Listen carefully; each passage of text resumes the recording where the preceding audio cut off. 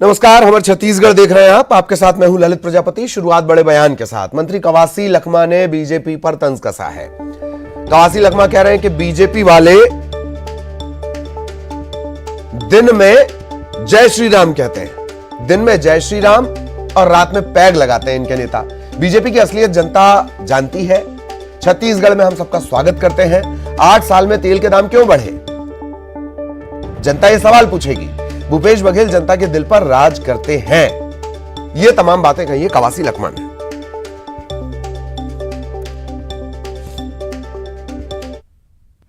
जय श्री राम और शाम को 2-2 पे।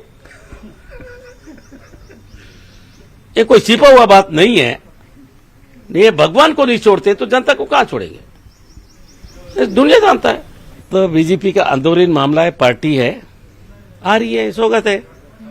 लेकिन यहाँ के जनता पूछेंगे उससे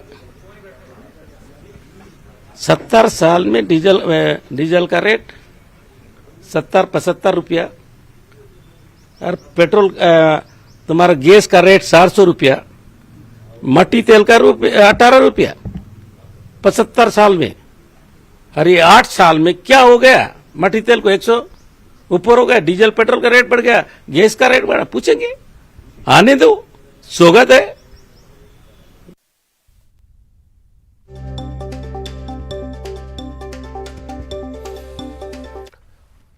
और बयान आपने सुनी लिया। लगातार हमलावर हैं लखमा। और ममता हमारी सहयोगी हमारे साथ जुड़ी हुई हैं। ममता, एक और बयान, बहुत तीखे हमले लगातार लखमा कर रहे हैं और इस बार का जो हमला है ये लंबा चलेगा मामला। बीजेपी की तरफ से रिएक्शन अगर मिल पाया हो तो। ममता,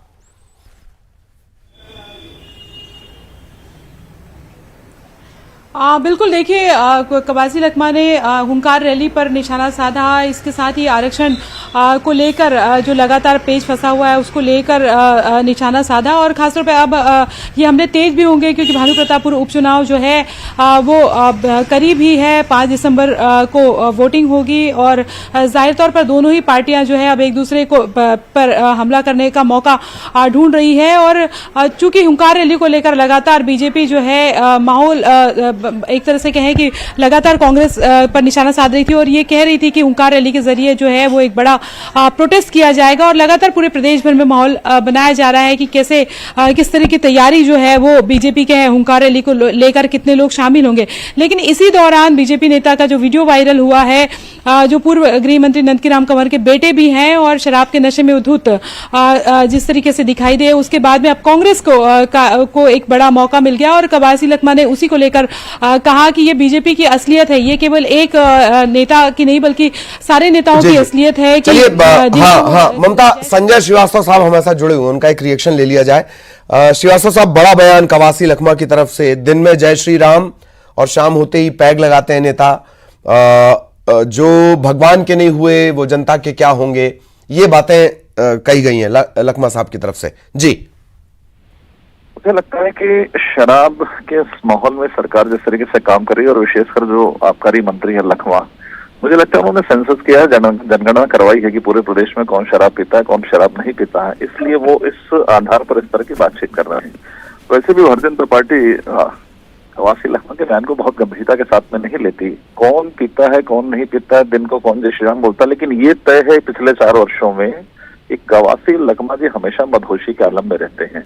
और शायद भूपेश जी ने यही समझकर उनको आबकारी विभाग दिया गया है कि जो जिसमें व्यस्त है उसी काम पर उनको लगाया जाए। तो मुझे लगता है कि उनका एक कार्ययोजना भी चल रही है कि पूरे प्रदेश के हर एक घर में किस तरीके से शराब पहुंचे और वो शराब में हो जाए। ये अभियान में कवासी लखमा पूर्व भूपेश बघेल की सरकार चली है।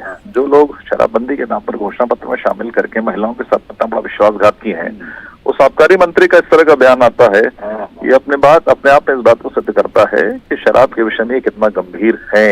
यदि उनको लत है और लत होने के बाद तो आदमी को सामने वाला भी वही दिखाई देता है कि वो भी शराब के नशे में, तो लगभग वही स्थिति कवासी लखमा की है। जी, हालांकि कुछ वीडियो भी लगातार पब्लिक डोमेन में अब ये आ रहे हैं या डाले जा रहे हैं, ये तो क्लियर नहीं है। अब उसमें नेता नजर आ रहे हैं, बीजेपी के नेता भी नजर आ रहे हैं। जी, कोई व्यक्ति ऐसा नहीं है कि कोई किसी एक पार्टी विशेष का या वो है तो एक तरफा नहीं, जाहिर तौर पर भारत में भी कुछ ऐसे होंगे जो शराब का सेवन नहीं करते होंगे। हमारा कहने का मतलब ये है, लेकिन ये तय है कि कवासी लखमा जी की जो फोटोज रिलीज हुई है, ये सब चीजें हैं, उस बात को स्वीकार करें कि वो प्रमोट कर रहे हैं और इसीलिए उनका चयन किया गया है आबकारी मंत्री के रूप में, शराब मंत्री के रूप में। जी तो मुझे लगता है ये सब चीजें हैं, समझने की आवश्यकता है। आज शराब के कारण जो तमाम प्रकार की मौतें हो रही हैं, तमाम प्रकार के दुष्कर्म हो रहे हैं, उस पर यदि आबकारी मंत्री जी उस पर बयान देते तो ज्यादा बेहतर होता। जी जी। एक और बड़ी बात श्रीवास्तव साहब के, चुनाव भी होना है, भानु प्रतापपुर में चुनाव भी होना है। जी जी निश्चित रूप से देखिए, भानु प्रतापपुर चुनाव, इस चुनाव का जो मुख्य आधार कांग्रेस का यही है कि वो यही शराब बांटकर चुनाव को प्रभावित करने की कोशिश करती है और करेगी, और इसीलिए शायद शराबबंदी की घोषणा नहीं हुई है। जो शराबबंदी का वादा करते हैं वो ये कहते हैं कि शराब तो मुद्दा ही नहीं था। तो टीएस बाबा को बुला लें, जो घूम घूम कर जन घोषणा पत्र बनाए थे, कि उन्होंने महिलाओं से पूछकर ही इस विषय को अपने जन घोषणा पत्र में रखा था। बिल्कुल। और सत्यनारायण शर्मा जी जो अध्यक्ष हैं वो कहते हैं कि ये तो मुद्दा ही नहीं है, ये जनता का, ये तो भाजपा का मुद्दा है। जी जी। तो मदोशी के आलम में कौन है, शराब के आलम में कौन है? पहले वाले थे कि अभी वाले जो बयान दे रहे हैं? तो मुझे लगता है पूरी सरकार मदमस्त है, शराबबंदी नहीं हुई है, शराब फैला हुआ है, हर एक व्यक्ति, हर एक कांग्रेस का नेता शराब से ग्रसित है, और इसीलिए इस तरह की मदहोशी के आलम में इस तरह का बयान वो दे रहे हैं। जी संजय जी प्लीज हमारे साथ बने रहिएगा। ममता भी लगातार हमारे साथ बनी हुई है, कांग्रेस का भी हम रिएक्शन लेने की लगातार कोशिश कर रहे हैं। ममता, शराबबंदी और कांग्रेस की तरफ से इस पर कभी कोई साफ जवाब आता नहीं है, और जिस खुमारी का जिक्र कर रहे हैं कवासी लखमा, चुनावी बयान के तौर पर भी इसे देखा जा रहा है। ममता,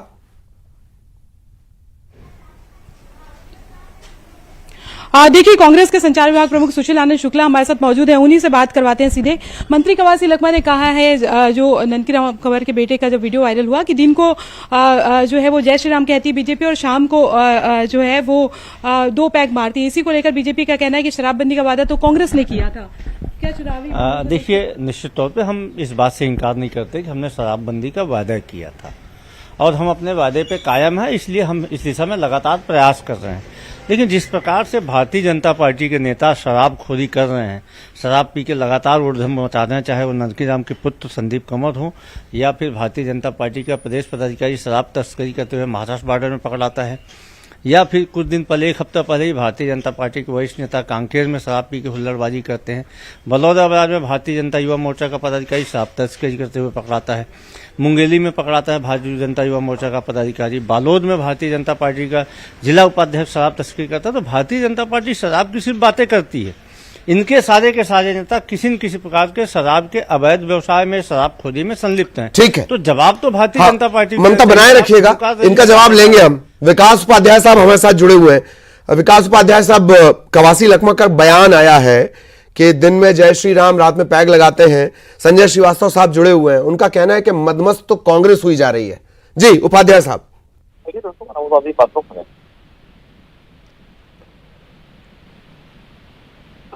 हाँ उपाध्याय साहब, आप तक मेरी आवाज पहुंच रही है? अध्यक्ष आएंगे तो बुला लीजिएगा। चलिए कोशिश करेंगे कि उनसे रिएक्शन मिल पाए, और सुशील आनंद शुक्ला लगातार बने हुए हैं। संजय श्रीवास्तव साहब एक लंबी चौड़ी लिस्ट गिना रहे हैं सुशील आनंद शुक्ला, और चुनावी सीजन में इस तरह के वीडियो, ये वीडियो आ रहे हैं, लाए जा रहे हैं, या कार्रवाई इस तरह से हो रही है? श्रीवास्तव साहब ला रहे हैं, इस पर विषय नहीं है।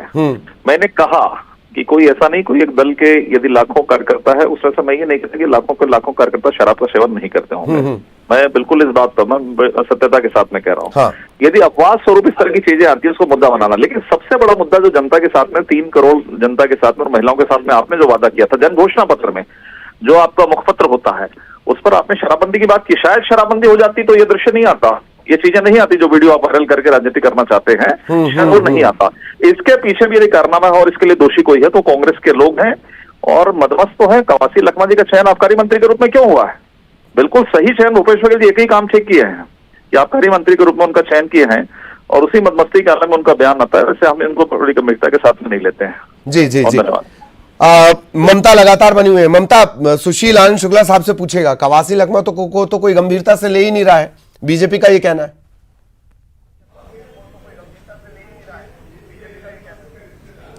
बीजेपी कहती है कि कवासी लखमा के बयान को कोई गंभीरता से नहीं लेता।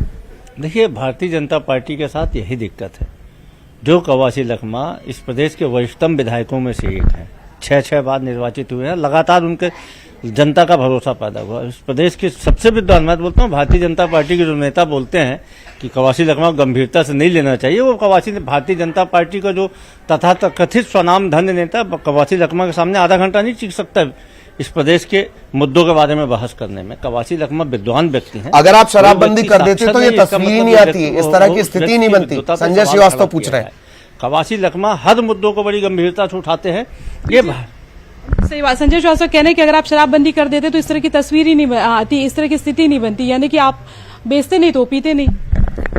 तब इनके जो नेता महाराष्ट्र से तस्करी करके ला रहे हैं, उनके माध्यम से खरीदते, महंगे में खरीद के पीते। इस प्रदेश में शराब के राजस्व को 300 करोड़ से 5000 करोड़ किसने बढ़ाया? भारतीय जनता पार्टी ने। इस प्रदेश में शराब की दुकानों की संख्या किसके कार्यकाल में बढ़ी? तिगुनी हुई है भारतीय जनता पार्टी के कार्यकाल में शराब दुकानों की संख्या। हमारी सरकार आने के बाद तो जो प्रति व्यक्ति शराब की खपत छत्तीसगढ़ में देश में अव्वल नंबर था, 18वें नंबर में गया है। लेकिन भारतीय जनता पार्टी के नेताओं को चाहिए कि बिना किसी लाग लपेट के इस प्रकार के जो नेता हैं इनकी हेकड़ी निकालें। पार्टी की छवि खराब करते हैं भाई, इस समाज में गलत संदेश देते हैं। भारतीय जनता पार्टी का नेता हो, कांग्रेस का नेता हो, थर्ड फ्रंट का नेता हो, यदि कोई नेता गलत आचरण प्रस्तुत करता है तो समाज में गलत संदेश जाता है। जिला पंचायत का सदस्य है, भारतीय जनता पार्टी के जिला का उपाध्यक्ष, अब ऐसे समय आप हुंकार रैली निकालो तो पहले कम से कम इन नेताओं की हेकड़ी निकालिए। हमें कोई दिक्कत नहीं, शराब पिए, नाले में गिराएं, गटर में गिराएं, उनका घर तबाह होगा। दिक्कत यह है कि आप क्या संदेश देना चाहते हो। आप बोलते हो कि हम हुंकार रैली निकालेंगे शराब के खिलाफ, सिर्फ आप घड़ियाली आंसू बहाओगे। आपके नेता शराब को पी पी के हुल्लड़ मचाएंगे। सरेआम बस स्टैंड में दादागिरी कर रहे थे। इतनी गंदी गंदी गालियों का प्रयोग उस वीडियो में हुआ कि मैं नहीं समझता हूं कि आप जैसा इतना महत्वपूर्ण चैनल उस वीडियो को बिना म्यूट किए चला पाएगा। तो ऐसे नेताओं का पक्षकार बनने के बजाय इनको टपट लगानी चाहिए भारतीय जनता पार्टी को। ठीक। कांग्रेस का कहना है कि उल्टा चोर कोतवाल को डांटे वाली स्थिति जो है वो ये दो बातें जो महत्वपूर्ण आई है ना, संजय श्रीवास्तव साहब से पूछ लेते हैं। उनका कहना है कि ऐसे समय में जब आप हुंकार श्रीवास्तव साहब, एक बात की ये बात सही है कि पंजाब चंडीगढ़ के मुकाबले शराब की जो खपत है वो आपके कार्यकाल में बढ़ी थी, तब भी ये खबर प्रमुखता से चली थी। दूसरी महत्वपूर्ण बात कि एक तरफ आप जो आपके नेता या कार्यकर्ता हैं वो पी के हुड़दंग कर रहे हैं, फिर आप हुंकार रैली और इस तरह की बातें कर रहे हैं। ये दो बातें सामने आई हैं शुक्ला साहब की तरफ से। जी श्रीवास्तव साहब।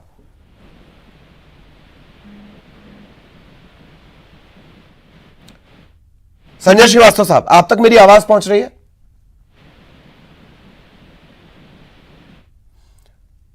चलिए, संजय श्रीवास्तव साहब काफी देर तक हमसे चर्चा करते रहे और वापस उसी पर लौटते हैं। बात यह आई है कि दिन में जय श्री राम और शाम होते ही पैग लगाते हैं इनके नेता। सुशील आनंद शुक्ला लगातार ममता के साथ बने हुए थे, उन्होंने पूरा रिकॉर्ड खोलकर रखा, कब कहां कैसे कार्रवाई हुई, और ये कार्रवाई का जो ट्रैक रिकॉर्ड था उसी को देखकर लगता है कि हां, अब भानु प्रतापपुर उपचुनाव जो है वो धीरे धीरे जोर पकड़ रहा है। ममता, आपका बहुत बहुत शुक्रिया। शुक्ला साहब आपके साथ जुड़े, उनका भी बहुत बहुत धन्यवाद। खबर रायपुर से, हिमाचल के